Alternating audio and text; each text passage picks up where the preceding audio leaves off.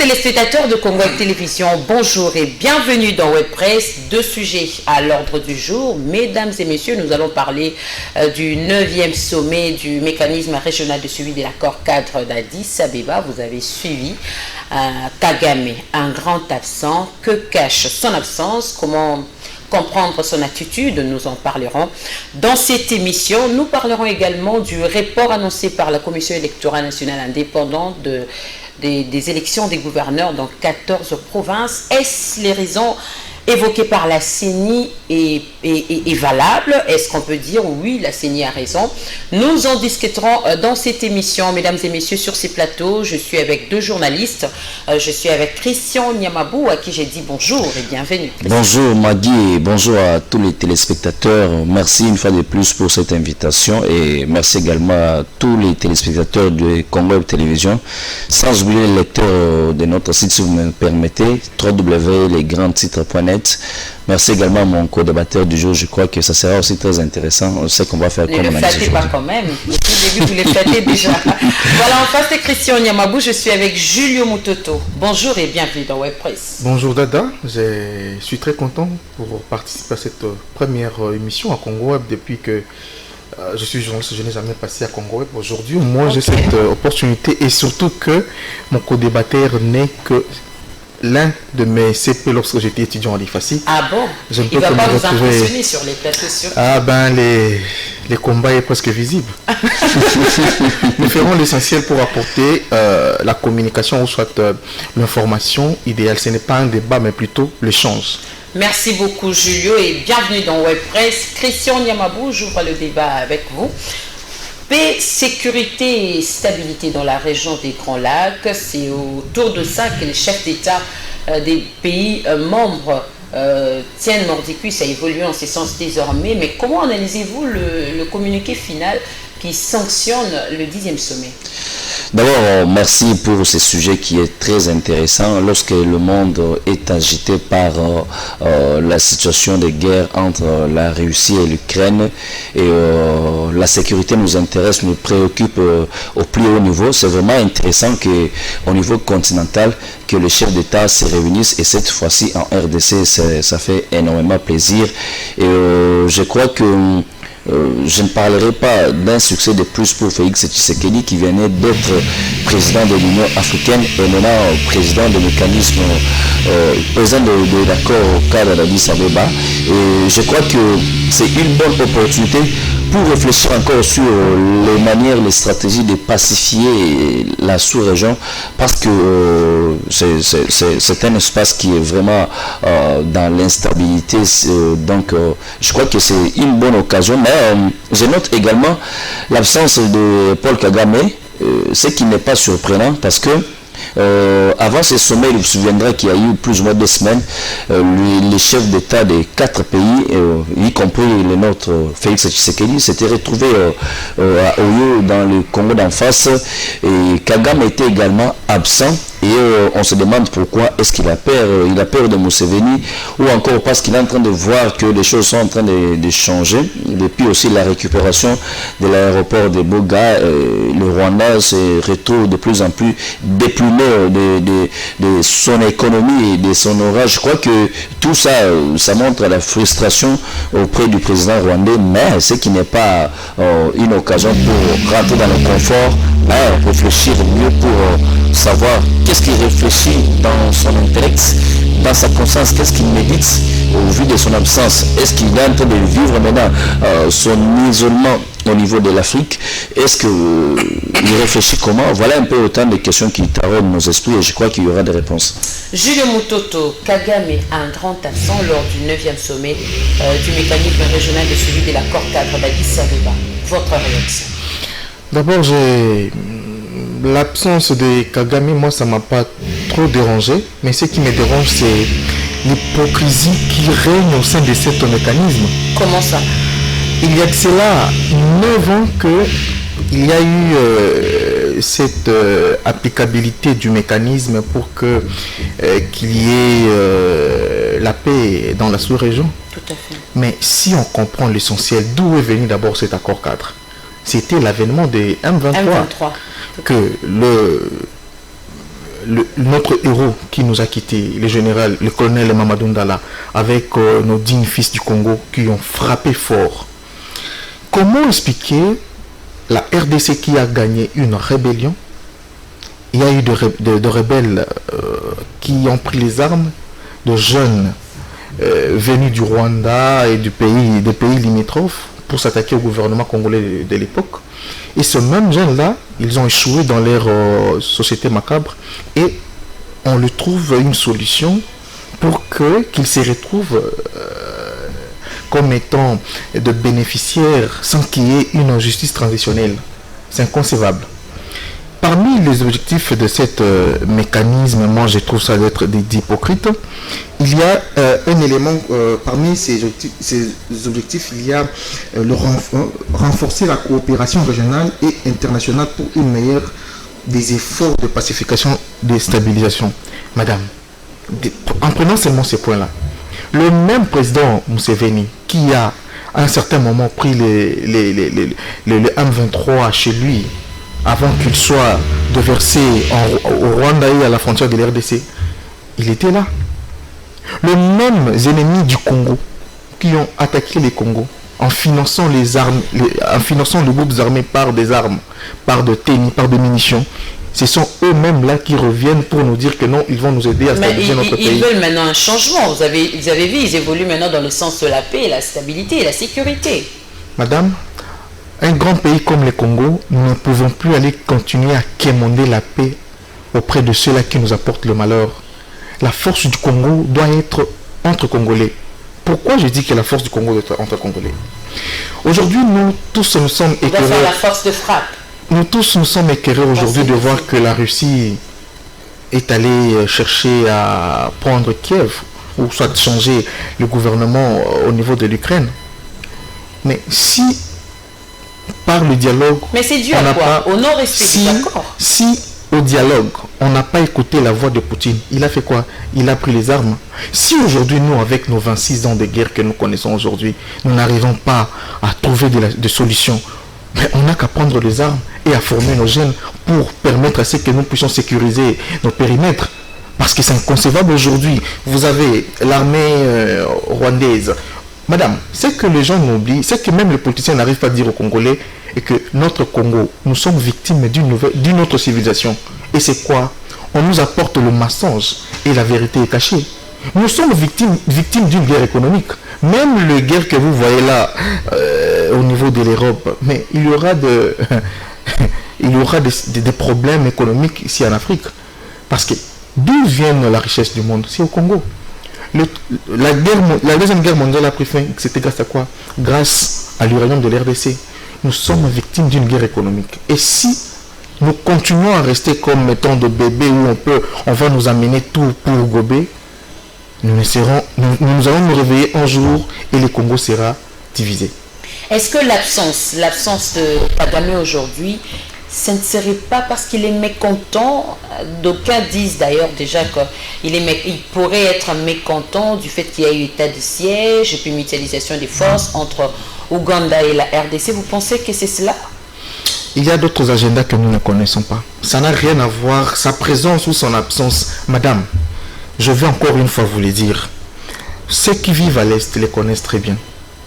Nous avons un sérieux problème de sécurité. Et ces problèmes de sécurité a comme des éléments, des acteurs majeurs, Kagame et Museveni. Si aujourd'hui qu'il n'est pas venu, c'est-à-dire quelque part, on peut dire qu'il est en train de machiner encore quelque chose contre le Congo. Ça devait effrayer. C'est à nos politiciens de pouvoir éclaircir la ligne sécuritaire pour apporter la paix. C'est inconcevable tous les jours. À l'époque même de Kabila, madame, nous n'avons jamais vu un bébé de 2 mois puisse être kidnappé. Mais maintenant, là, nous le vivons à l'Est. Ça, c'est un mensonge. On doit continuer cette vie-là. 2 mois kidnappé. On ne peut pas. On doit continuer cette vie-là. Christian Nyamabou, l'absence, j'insiste, l'absence de Paul Kagame aujourd'hui, d'autres. Je lui ai parlé de ce qui se passe aujourd'hui entre Russie et Ukraine. Aujourd'hui, parce qu'il n'y a pas eu respect d'accord, et les plus forts a directement réagi. Aujourd'hui, si on prenait la RDC, le Rwanda par exemple, si aujourd'hui on analysait son silence comme état une personne qui reste en train de réfléchir comment attaquer soit la RDC, est-ce que ce silence ne peut pas faire... ne peut pas attirer l'attention surtout au président de la République qui se disent non, il doit aussi se préparer au cas où c'est que nous n'attendons pas arriver. Je dois vous dire une vérité que au vu des choses telles que les choses se présentent ouvertement, on ne doit pas se voiler nos faces, on doit se dire la vérité que Kagame a peur et il ne fera rien à la RDC. Vous savez quoi? Je suis convaincu, ce qui motive aujourd'hui la guerre, même entre la Russie et l'Ukraine, ce sont maintenant les médias. Ce n'est plus, parfois on utilise les armes, mais désormais ce sont les médias qui constituent une armée numérique pour constituer la guerre. Je vais vous donner un petit exemple. Regardez dans plusieurs groupes WhatsApp où nous faisons partie avec vous, avant l'arrestation du jeune homme qui avait l'habitude de filmer les images des gens en train d'égorger la population dans l'Est, ainsi de suite. Si vous avez remarqué, les opérations pouvaient se faire. On vous rappelle qu'il y a eu une opération, on a attaqué tel village, ça fait 5 minutes. Et après 5 minutes, on retrouve les images sur les réseaux sociaux. Qui prenait ces images? Kagame n'a plus de force actuellement. Je sais que ceux qui les soutiennent médiatiquement sont là. Mais moi, je crois qu'avec toutes les stratégies pacifiques utilisées par le chef de l'État, Félix Tshisekedi, je crois que toute la diplomatie mise en place, d'ailleurs, c'est une bonne voie parce que nous avons les frontières naturelles avec le Rwanda. Si vouloir déclencher une guerre avec le Rwanda, ça ne serait pas une bonne chose. Et puis, tout en sachant que le Congo, c'est un pays qui était sous embargo. On n'avait pas le droit d'acheter les armes, ainsi de suite. Et aujourd'hui, là, c'est aussi un pays qui a connu beaucoup d'infiltration sur le plan sécuritaire. Donc, dire que Kagame représente une personne qui doit nous faire peur, non, c'est plutôt à nous d'intimider désormais Kagame, qui sache que voilà, il y a un peuple qui a un président qui a réfléchi sur les stratégies pour lesquelles il faut mettre fin à la guerre pacifiquement. Et je crois aussi, ce que j'ai retenu d'important chez Gilles, c'est la justice transitionnelle. Ça, on doit se le dire, c'est vrai qu'on doit se pardonner, on doit avancer, mais on doit passer par la justice transitionnelle pour réparer les crimes, là, savoir qu'il y a certaines personnes qui ont été victimes de ces guerres. C'est certain que le silence de Kagame ne serait pas synonyme de la colère. Je crois que Kagame ne peut pas nous faire encore peur, et il ne fera pas peur, parce que ce n'est plus le moment où Kagame avait des collabos dans le chef de la sécurité congolaise. Maintenant là, c'est à nous maintenant de voir, prendre conscience, motiver notre armée, nos vaillants FARDC, leur dire que voilà, voici le moment où, avec la volonté d'un chef de l'État qui veut que les choses se passent mieux, voici le moment où vous devez maintenant vous lever. Et d'ailleurs, je me dis, s'il faudra mettre vraiment des bases militaires dans nos frontières entre la RDC et le Rwanda, ça sera une bonne chose. Mais je sais aussi que... Vous êtes d'accord avec Julio qu'il y aura quelque chose qui se cacherait en dessous? Je ne suis pas totalement d'accord. Parce que le silence ou l'absence de Kagame, pour l'instant, je suis en train de voir un dictateur en train d'être déplumé et qui se rend compte qu'il n'a pas d'autre choix. Et vous savez pourquoi? Au départ, les mêmes personnes qui sont en train de critiquer ou qui sont en train d'encourager Kagame aujourd'hui, sauf qui critiquent le président Félix Tshisekedi, ils trouvaient mal le fait que le président Félix Tshisekedi puisse l'appeler de mon frère. Il y a frère et frère. Et quand je vous appelle mon frère, c'est pour vous rapprocher. Et quand je vous rapproche, c'est pour vous faire voir aussi que voilà, ici on doit marcher de telle manière, là-bas on ne peut pas marcher comme ça. Et si je trouve que vous n'êtes pas dans cette même logique avec moi pour sauver mon peuple, je vous observe. Et si Kagame trouve qu'il n'a plus ses intérêts, l'économie du Rwanda qui est en train d'être en berne actuellement à cause de l'état de siège, c'est normal qu'il devienne un timide. Si on peut comprendre par rapport à l'esprit du sommet, donc Kagame est contre la paix, contre la sécurité. Il est contre la paix, il est contre la sécurité, il est contre la stabilité de la RDC parce que quand il y a la paix, la stabilité, la sécurité, Kagame ne va plus arriver à puiser les minéraux dans notre pays pour stabiliser son pays. Le Rwanda qu'on est en train de vanter à la face du monde que c'est le meilleur pays alors qu'il y a aussi d'autres coins où il n'y a pas de l'eau potable au Rwanda. Julio Mutoto, comment aujourd'hui doit se comporter Félix-Antoine Tshisekedi Tshilombo qui, lui, le considérait déjà comme son frère? Je vais arriver par rapport à ce que vous venez de poser comme question, mais je vais juste donner un petit... Allez-y. Par rapport à ce que mon frère a dit, je vais maintenant vous informer en ce qui concerne la redéfinition du cordon sécuritaire frontalier input en rapport à ce qui s'est fait en RDC, précisément à l'Est. Nous avons 3 pays qui posent problème dans nos frontières. Nous avons l'Ouganda, nous avons le Rwanda, nous avons le Burundi. Pour votre information, l'Ouganda a pris il y a une rébellion des gens venus de l'Ouganda pour venir s'y mettre en RDC avec Joseph Kony. Nous avons pour le compte de Burundi, nous avons la Red Tabara, qui est une milice de Burundi. À l'autre côté, nous avons le FDLR avec le Touaganero. Il y a pas mal des éléments qui ne sont pas à notre...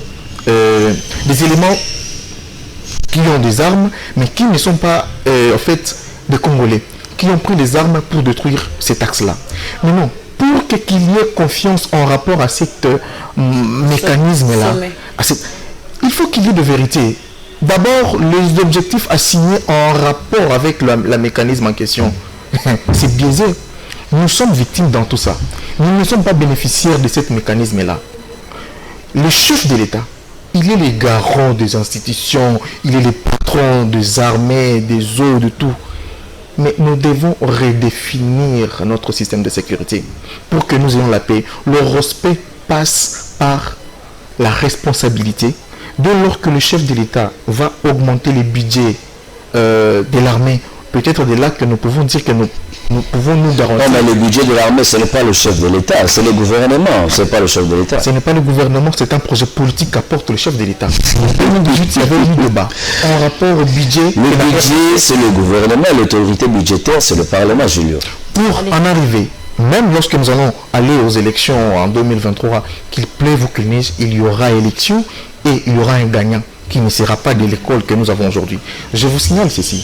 Le chef de l'État, étant qu'un garant, étant qu'un produit politique, il a mené un projet politique auprès des électeurs pour les assurer de leur avenir. Entre autres, nous avons des problèmes majeurs. Nous avons des problèmes majeurs liés à notre sécurité sociale, à notre sécurité alimentaire, à notre identité comme un peuple au cœur de l'Afrique.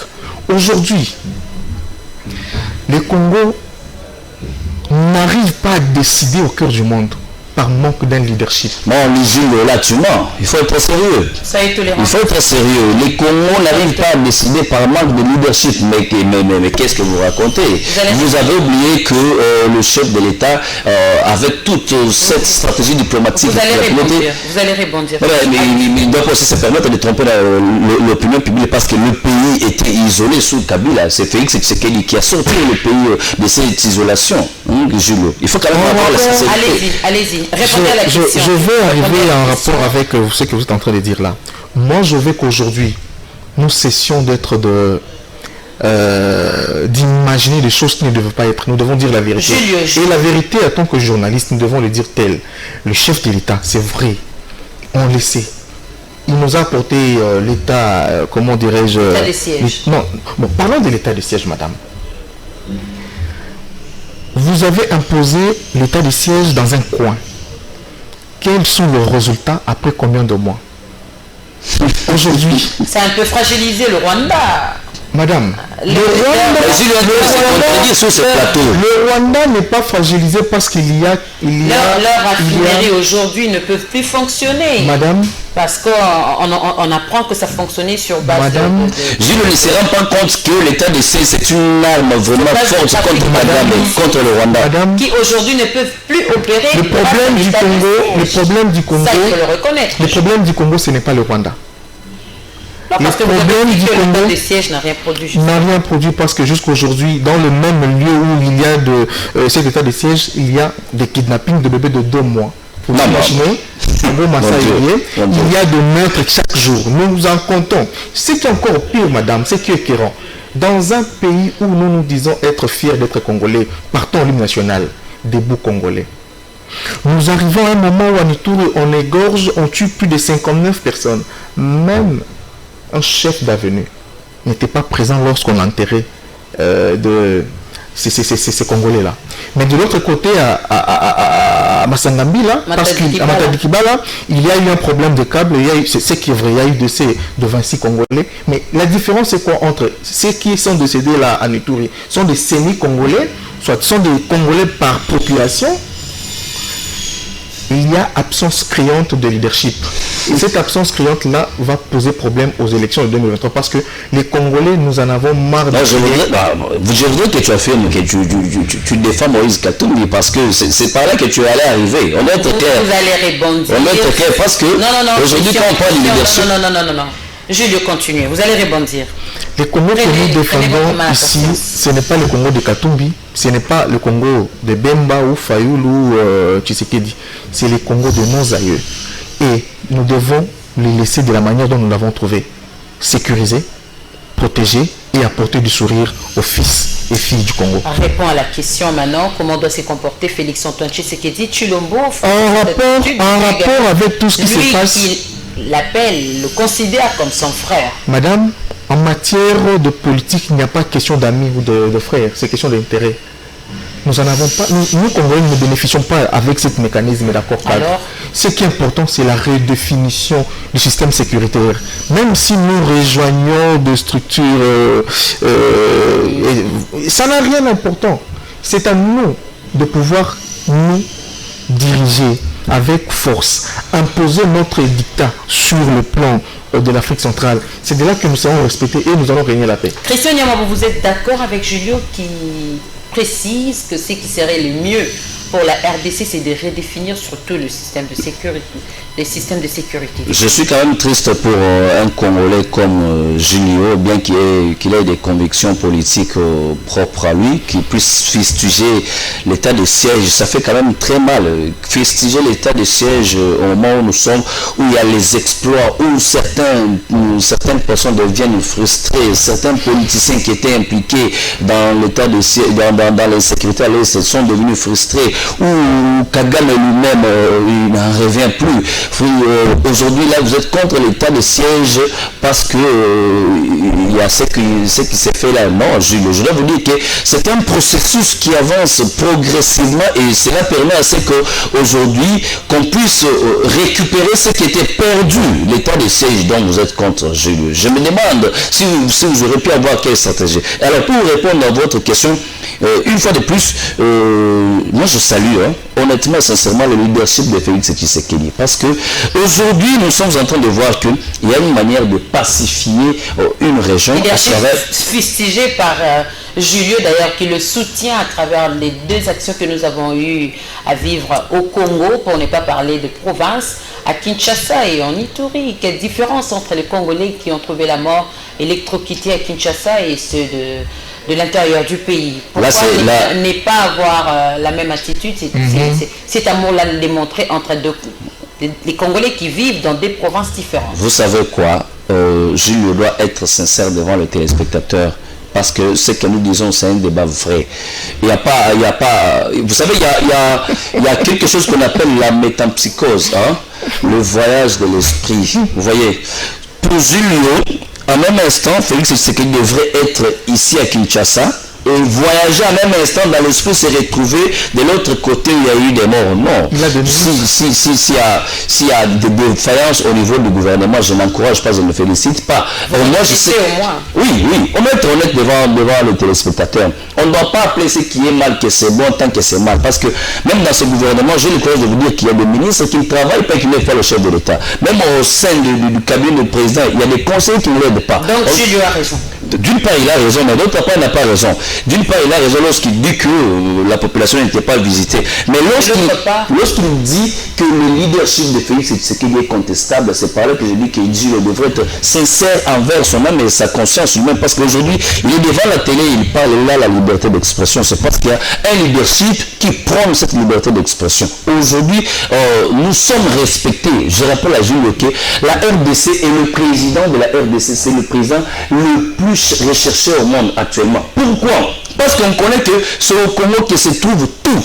Toutes les richesses du monde se trouvent en RDC. Aujourd'hui, vous avez un téléphone. Pour fabriquer ce téléphone, pour avoir la mémoire qui cherche à retenir les choses dans ce téléphone, à les enregistrer. Mais il faut venir au Congo. Il faut chercher les coltans. Donc tout est ici. Alors, pour faire cela, il faut qu'il y ait un président qui doit avoir un leadership. Aujourd'hui, vous avez sorti les photos de Félix Tshisekedi. Certaines personnes le contestaient, disaient que voilà, il ne sera pas ainsi de suite. Mais parce qu'il a compris qu'il fallait sillonner le monde.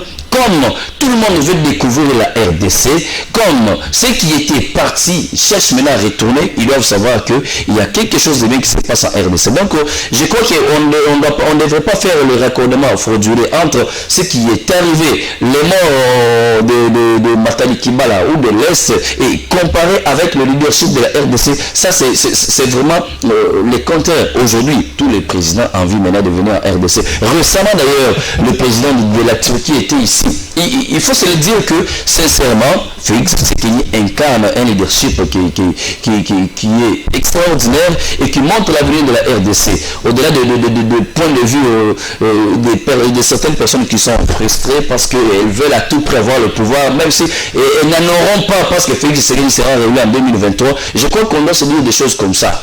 Gardez la parole, Christian Nyamabou. Chers téléspectateurs de Congo Télévision, nous allons prendre le deuxième sujet. Nous allons parler de report des élections par la Commission électorale nationale indépendante. Vous êtes au courant? Ouais. Comment analysez-vous les raisons évoquées? Comment jugez-vous les raisons évoquées par la CENI pour reporter ces élections les raisons évoquées par la CENI, je ne les trouve pas, je ne suis pas technicien électoral, mais je crois que c'est une occasion pour les politiques. Je crois qu'il y a la politique qui se cache derrière et je trouve que c'est une opportunité pour les politiciens et les politiques de réfléchir mieux par rapport à ces élections. J'ai lu un tweet plutôt d'une conseillère Rachel Kitita en rapport avec les élections dans la province du Alaba. Pourquoi on n'a pas prévu les élections? Elle répond que le VPM ACLE qui répond à la conseillère que c'est parce que Mouyej n'a jamais été démissionnaire, vous voyez. Mais pourquoi il ne travaille pas, par exemple? On s'interroge. Je reviens alors à la même question. Je me dis que c'est une opportunité pour que le vice-premier ministre en charge de l'Intérieur puisse se rattraper. Son Excellence le ministre, le VPM ACLE, il devrait se rattraper. Parce qu'aujourd'hui, nous avons par exemple la situation du Congo central. Vous n'allez pas vous rendre compte que jusqu'à ce jour, le gouverneur Atouma Toumara a été déjà réhabilité.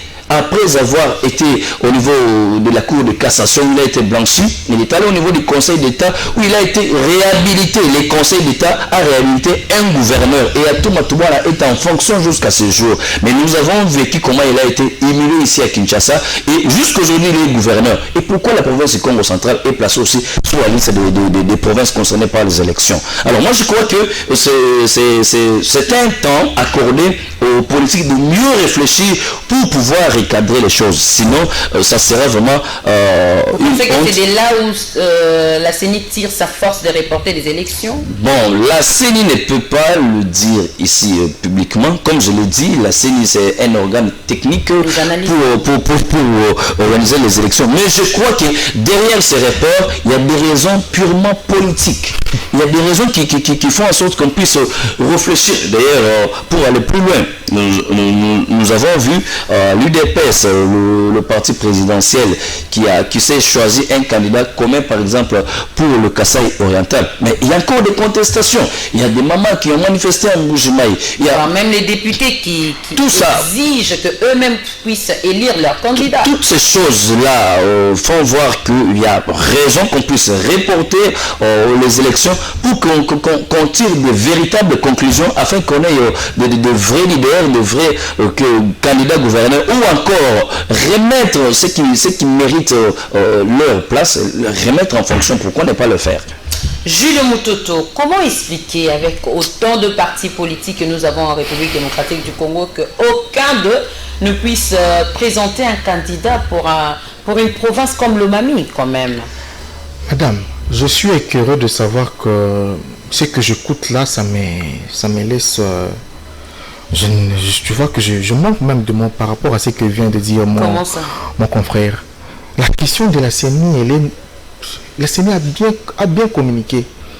C'est pour des questions financières qu'ils ne sont pas en mesure d'organiser les élections de gouverneurs. Ça a été bien signifié. Mais pourquoi vous voulez dire autre chose que la CENI n'a pas dit? Je vous signale ici, lorsque je parle de questions liées au leadership, c'est ça aussi le leadership. Dans un pays là où il y a un véritable... À part le problème financier, il y a aussi un souci, le manque de candidats dans la province de Lomami. Madame, ça ce n'est même pas un problème. Parce que ceux qui dirigent là, eux-mêmes savent, c'est l'Union sacrée qui dirige, non? C'est lui qui impose des candidats uniques et des candidats multicolorés de l'Union sacrée. Ce que nous devons retenir avec cette machination, madame, il y a un sérieux problème, nous devons le dire comme ça. Il y a un sérieux problème à la manière dont nous voyons les choses. Il n'y a même pas quelques semaines ici que le président de la CENI, Kadima, a dit des mots qui a dérangé le ministre de Finances, Kazadi. L'essentiel, c'était quoi? Il n'y a pas le moyen débloqué pour la CENI. Et de cette façon-là, vous voulez nous faire comprendre que non, au niveau de l'État congolais, il y a du sérieux. Il n'y a pas du sérieux. S'il y avait vraiment du leadership, on n'allait pas être là pour discuter parce que la CENI a dit qu'il est en manque de moyens, mais c'est inconcevable. Vous avez 3 ans au pouvoir et vous n'êtes pas en mesure de débloquer ne serait-ce que 1000 francs chaque seconde pour que nous organisions des élections de gouverneurs. Alors pour des élections présidentielles à 2023, je vous assure, en 2023, nous aurons un nouveau président de la République. Et, madame, je vous dis, c'est la vérité. L'UDPS, avec le président Tshisekedi, feront la passation pacifique, très pacifique avec Moïse Katumbi en 2023. Ah, vous êtes rassuré. Je voulais qu'il arrive là. Partons le sérieux qui est devant nous. En regardant simplement la manière dont Moïse Katumbi a organisé ce que nous avons vu à Lubumbashi, ça démontre déjà la vision que Moïse Katumbi a. Il y a une différence entre celui qui passe son temps à crier matin, midi, soir et celui qui est en train de manager une structure. La différence, le Congo de demain, le bonheur du Congo de demain dépendra de la volonté, de l'implication aussi de Moïse Katumbi. Christian Nyamabou, il y a un souci dans l'Union sacrée. Il y a les tickets, au sujet des tickets de Badi et Kabouya qui posent problème. Par exemple, déjà le mosaïque du PPRD conteste cela, d'ailleurs, qui fait appel au chef de l'État pour trancher. Comment analysez-vous cela? Moi, je crois que par rapport à cela, c'est ça aussi la beauté de la démocratie. Gilles d'ailleurs venait de dire ici que l'Union sacrée impose un candidat, alors que là-bas, il y a des contestations. C'est-à-dire qu'en démocratie, on peut proposer, si je ne suis pas d'accord, je peux réagir et donner mon point de vue, que ça plaise aux autres ou pas, mais c'est mon point de vue.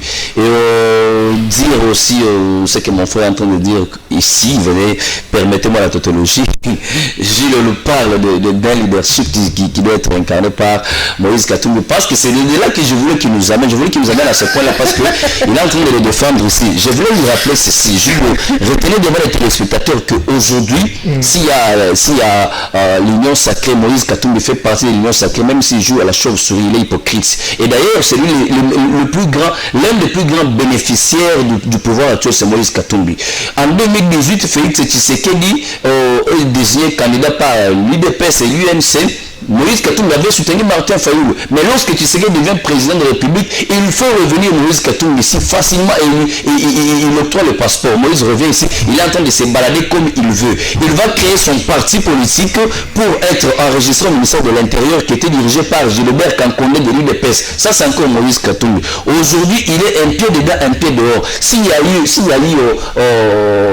des retards pour qu'on mette en place le gouvernement Sama Lukonde, c'est parce que Moïse tirait des choses à longueur. Je vous rappelle encore que si aujourd'hui on voulait bouder la CENI, c'est parce qu'il n'y avait pas Moïse cherchait à ce qu'on mette son candidat. Je vais encore vous rappeler qu'il y a beaucoup de grands ministres qui sont de Moïse Katumbi. Le vice-premier ministre des Affaires étrangères est de Moïse Katumbi. Le ministre des Transports, Chérébien Okene, de Moïse Katumbi. Moïse Lozani, de l'ESU, il est de Moïse Katumbi. Pourquoi jusqu'aujourd'hui il n'y a pas de rentrée scolaire? Dites rentrée académique. Dites-nous pourquoi. Parce que vous dites qu'il y a un problème de leadership. Mais si Moïse Lozani est là, c'est un ministre ici de Moïse Katumbi qui est son leader. Mais pourquoi il n'y a pas de rentrée en train de pandémie aujourd'hui, jusqu'à ce jour, nos enfants, nos jeunes frères, nos jeunes soeurs sont en train de chômer. C'est pour cela que je vais vous dire que aujourd'hui, s'il y a des personnes qui n'aident pas Félix Tshisekedi, on doit le dénoncer ouvertement.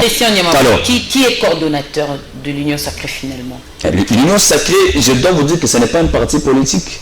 Ce n'est même pas un regroupement politique. C'est un état d'esprit. Venons, travaillons ensemble. Ça n'a jamais eu de statut, à moins que je me trompe. Là-bas, peut se permettre de tout le monde peut venir imposer et les autres doivent se taire. Tout le monde n'impose pas, tout le monde est censé adhérer dans la vision de Félix Tshisekedi pour aider le peuple congolais. Mais ce n'est pas tout le monde qui est rentré dans cette vision. Voilà pourquoi je me dis, à cause de cette hypocrisie-là, on devrait se débarrasser de certaines personnes. Par exemple, l'homme des Gilles, l'homme des Cachots, jusqu'alors, juste pour le vanter, aussi longtemps que mes amis de V-Club sont en train de pleurnicher à cause de leur trophée jusqu'à ce jour, et leur argent 5 000 $ de la Lina Foot que Moïse Katumbi ne veut pas rendre aux amis de V-Club. Alors, avec ça, il serait mon leader pour diriger ce pays, je me demande. Et je lui rappelle qu'en 2023, il y aura élection, Félix Tshisekedi va remporter, qui est élection pour premier ou deuxième tour, il n'y aura pas de leur Julio. Christian Yamabou, dans ces conditions-là que voulu l'Union Sacrée sera capable d'affronter les élections en 2023? L'Union Sacrée est prête pour les élections en 2023 et surtout Félix Tshisekedi est prêt. D'ailleurs, il n'y a pas une semaine qu'il a réuni les responsables des différentes institutions, la CENI, l'ONIP, l'IMS, l'Institut national de statistiques, les membres du gouvernement pour statuer à cette question. Et il y a eu des discussions et au finish, Félix Tshisekedi a manifesté sa volonté, sa détermination pour l'organisation des élections en 2023. Ce que nous ne voulons pas, c'est cette hypocrisie des partenaires en face de Félix Tshisekedi. C'est pourquoi nous devons l'aider à le connaître ouvertement que ces gens ici ne sont pas avec moi. Comment je dois marcher avec eux? L'Union Sacrée a rassuré, vous avez suivi, il a rencontré Jean-Pierre Lacroix, il l'a rassuré sur la tenue des élections en 2023. Vous êtes sûr de cela? Vous faites confiance à l'Union Sacrée? Regardez tout ce qui se passe actuellement. Oui, je réponds 30 secondes à mon ami parce qu'il a dit s'il n'y a pas la rentrée académique aujourd'hui, la faute est à Moïndo. Je vais vous signaler, Moïndo est qui au gouvernement? Il est ministre. Est-ce qu'il a l'amabilité de pouvoir faire sortir de l'argent du gouvernement pour payer les enseignants? Savez-vous que Moïse avait nommé les DG et les recteurs de certaines universités et institutions supérieures jusqu'aujourd'hui? Il y a eu contradiction avec le Premier ministre, vous le savez. Madame, la Bible dit il y aura des miracles qui accompagneront ceux qui auront cru. En 2023, il y aura des miracles qui accompagneront ceux qui ont reçu les Congolais. Il y a absence criante de la sécurité. Le mensonge comme mode d'organiser la République. Nous avons connu des problèmes ici. On nous dit le matin, il est le meilleur camarade de faire chemin. Et après quelques jours, on l'arrête pour des millions de tournées. Après 2-3 semaines, il est libéré. Nous avons connu ici l'affaire francophonie. Vous voulez nous faire croire quoi, en fait? Les Congolais n'ont pas besoin de cette aventure politique. Les Congolais ont besoin des hommes dignes et dynamiques pour transformer son avenir. En 2023, il y aura élection, madame. Je vous assure. Partant tout ce qui est... Mais ce que j'aime chez le président Félix, c'est quelqu'un de parole. Il a lui-même dit il y aura les élections en 2023. Ce n'est pas moi, je n'ai de pouvoir nier. Et je vous signale ici, les éléments qui accompagneront l'échec de ceux qui sont au pouvoir, c'est le résultat sur terrain. Il y a échec à 99%. Quel que soit que parmi ces ministres viennent d'ensemble ou de l'équipe de Moïse Katumbi, ça n'a rien à voir avec l'assiette des Congolais. Les Congolais de demain ont besoin de... Plutôt les Congolais d'aujourd'hui que nous sommes ont besoin d'abord de la sécurité. On nous parle ici, le chef de l'État, patati patata, mais au Kassai, chez lui, on perniche parce qu'il y a absence criante de l'alimentation. Il y a une famine criante là-bas. Où sont partis de millions utilisés ici au deuil du défunt papa Etienne Tshisekedi? Je ne suis pas dans ces débats-là. L'essentiel ici, c'est quoi? Nous devons dire clair. Les Congos que nous défendons aujourd'hui, c'est le Congo de nos enfants. Les Congos que nous avons aujourd'hui, c'est les Congos que nos aïeux nous ont légués. Ce qui est important, ce n'est pas défendre les intérêts individuels, mais parler au nom du Congo. Lorsqu'on veut parler au nom du Congo, c'est quoi, madame? il y a des questions majeures liées à notre identité. Et le jour où nous, les politiciens congolais, se mettront unis pour défendre l'intérêt congolais, c'est ce jour-là. Et surtout qu'il y a quelqu'un. Aujourd'hui, on peut tout dire sur Moïse Katumbi. En 2006, Kabila était rwandais. Kabila était fils de Kazembere. Kabila était Hippolyte. Kabila était Kanambe en 2006. En 2018, Fayoum était devenu qui? Nyang, sénégalais. Et en 2023, on va encore nous dire ici que non, Katumbi n'est pas congolais. On doit éviter cette irresponsabilité dans la politique. Si vous n'êtes pas... Aujourd'hui, le bilan de ceux qui dirigent aujourd'hui, c'est le mensonge. C'est de faire des topographies sur des gens. Mais apportez-nous l'essentiel, ce que vous nous avez promis, Papa Lobaki, le ventre d'abord. Christian Nyamabou, qui est censé aligner, comme vous avez dit, il n'y a pas de coordonnateur, ce n'est pas un parti politique, l'Union Sacrée, c'est une structure, ça on peut le reconnaître, qui regroupe plusieurs leaders des partis, les autorités morales des partis politiques et tout et tout.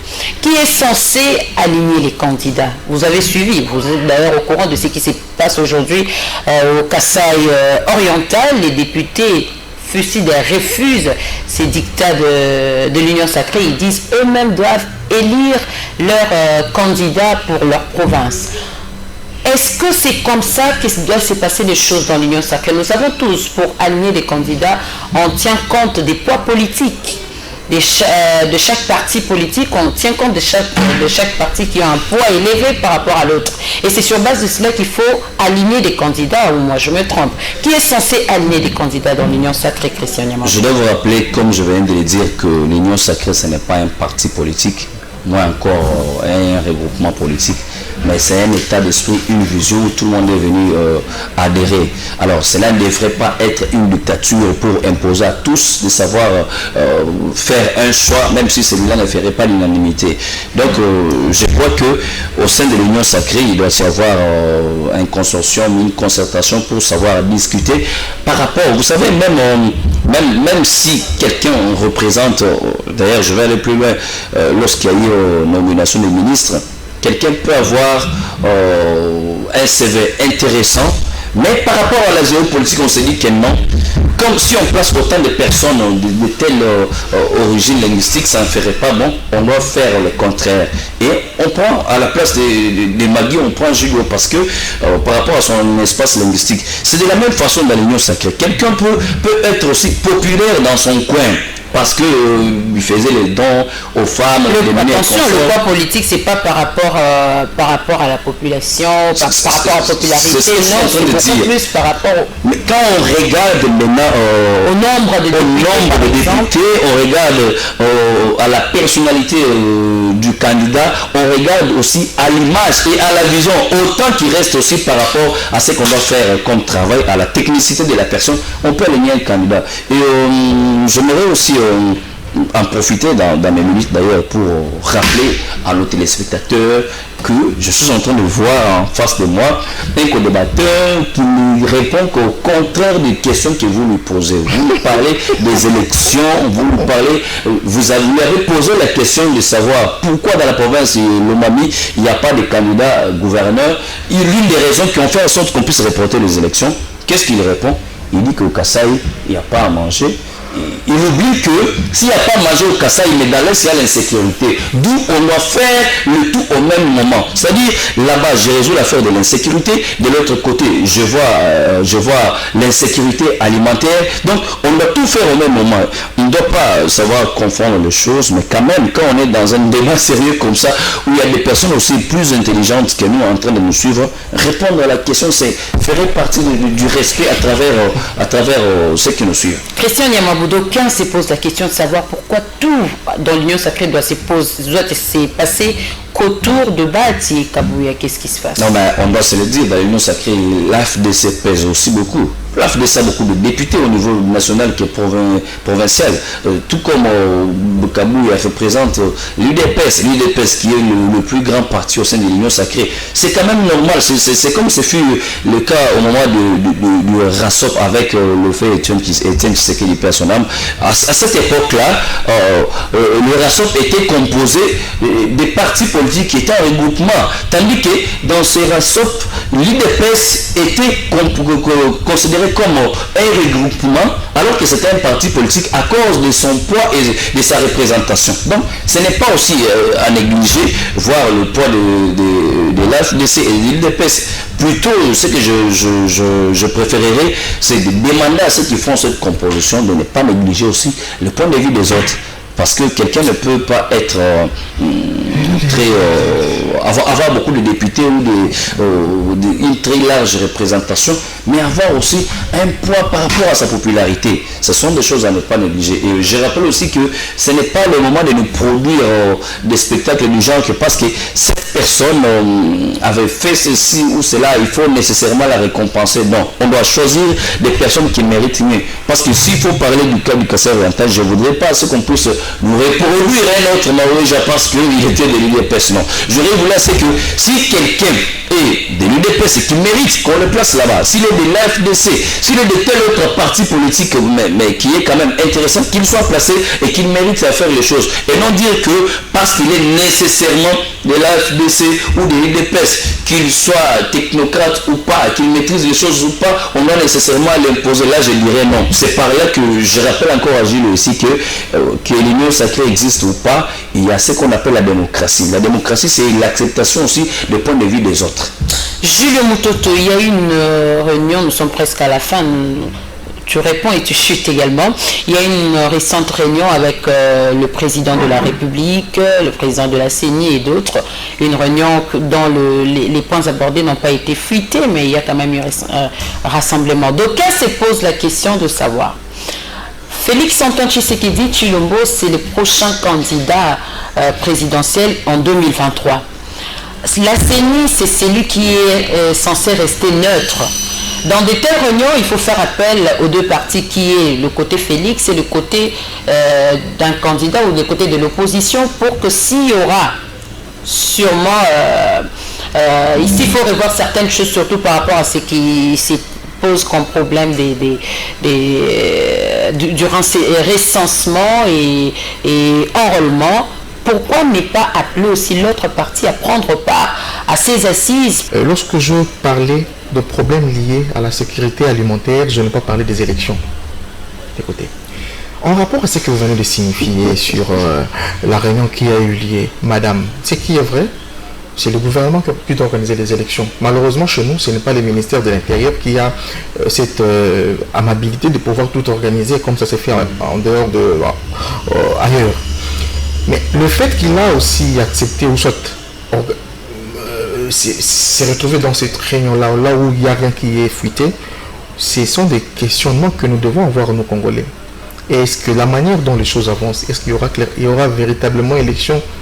Félix Tshisekedi, qu'il soit candidat ou pas, c'est l'opposition qui va gagner les élections. Et cette opposition, c'est quoi? Ce ne sont pas des individus. L'opposition que nous sommes en train aujourd'hui de militer matin, midi, soir, c'est le pain, le courant, l'absence de liberté, l'absence de l'emploi, l'absence de beaucoup de choses, des acquis populaires que eux défendaient en venant au pouvoir. C'est ce que nous devons retenir aujourd'hui. Le fait qu'il y a trop de frustration en rapport aux promesses données, qui n'est pas matérialisé, le peuple va se décider du choix de celui qui va prendre la reine du pouvoir en 2023. Même s'il n'y a pas élection, le peuple va se décider. Il y aura élection, madame. Qu'il plaît ou qu'il n'y aura élection. Même en cas de contrainte. Madame, ce qui dit souvent, on dit au matin, ils sont venus par des élections et ils vont quitter le pouvoir par des élections. Nous sommes arrivés à la fin de cette émission. Christian Niamabou, mot de la fin. Merci beaucoup pour ce débat intéressant. Je retiens que Gilles a été toujours à côté de ce qui avait été posé comme question. Il a essayé de se rattraper vers la fin avec la question sur l'organisation des élections. Ce qui est vrai, c'est le gouvernement qui va organiser les élections et on ne doit pas se voiler la face en rapport avec ce qui est en train d'être réalisé comme travail sur le terrain, parce qu'il y a certaines réalisations qui seront visibles en 2022 ici, il y a d'autres qui seront visibles en 2023. Et C'est vous qui avez menti en prenant le trophée de V-Club avec son argent, vous les gens de Mazembe. Il faut remettre aux amis de V-Club et de père et de mère. Moïse a obtenu son passeport, il est revenu ici gratuitement. C'est à cause de Félix Tshisekedi. C'est déjà d'ailleurs, Moïse Katumbi, c'est un bilan positif pour Félix Tshisekedi. La libération des prisonniers politiques et ceux qui étaient en exil, c'est un bilan déjà positif pour Félix Tshisekedi. Je sais qu'il y aura élection. Félix va remporter, qu'il pleuve ou qu'il neige, parce qu'il y a tous les indicateurs positifs qui montrent que Félix va gagner les élections. Je rappelle à Julio que je crois qu'il sera aussi bientôt enrôlé, ou il est encore déjà enrôlé à Kachogo. Bonne chance, et il va se retrouver comme tous ceux qui sont en train de chanter le président de notre club Mazembe, qui d'ailleurs nous rêvons pour diriger la FECOFA. Julien Moutoto, mot de la fin. Mot de la fin, je dis merci pour participer à cette émission, mais surtout que j'ai été en face de mon chef de promotion lorsque j'étais étudiant, mais c'est que je trouve un peu dérangé de sa part parce qu'il n'a pas la vérité en lui. La vérité, elle est claire qu'en 2023, le choix du peuple, c'est Moïse Katumbi. Ça, c'est la foi, c'est ta foi. Tant les acquis qu'il défend, sa vision. Il y a une différence entre Moto Aïe et Kiti, sans que Mbappé ça y est. Merci. Merci beaucoup. Quant à moi, je vous remercie d'avoir répondu présent à l'invitation de Web Presse. Mesdames et messieurs, vous nous avez suivis religieusement. Retrouvez-nous déjà ce lundi à partir de 11h pour la rediffusion. Quant à moi, je vous retrouve le samedi prochain avec d'autres invités, bien sûr. Au revoir.